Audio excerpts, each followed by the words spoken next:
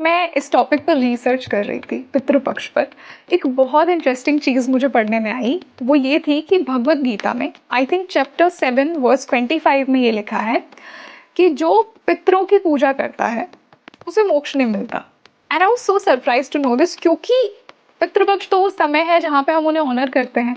तो ये जो श्लोक है, इसका जो सिग्निफिकेंस है, मैं थोड़ा समझना चाहूँगी खुद के लिए भी और मेरी तो ऑडियंस। पितृ अगेन वी हैव डिस्कस्ड वो सोल है जो कि आगे समझ लीजिए वैतरणी नदी, चंद्रलोक, स्वर्गलोक, उसके आगे नहीं जा पाए, they are in a realm which is फंस गए, हाँ, राइट।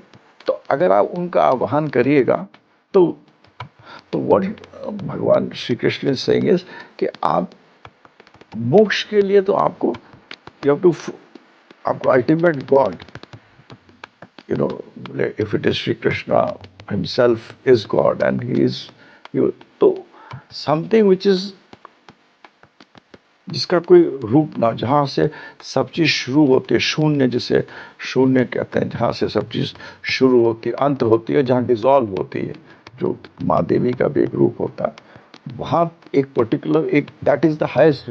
तो आप जब आप उसको करोगे तो आपको वो मिलेगा।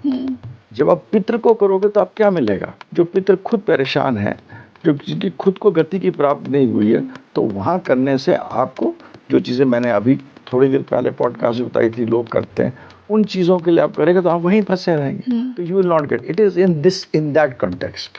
इट इज नॉट दैट आप पितृ की पूजा मत करिए। हम पितृ की पूजा नहीं कर रहे हैं, हम पितृ को याद करके हम उनको तृप्त करवा रहे हैं। तृप्त कर रहे हैं।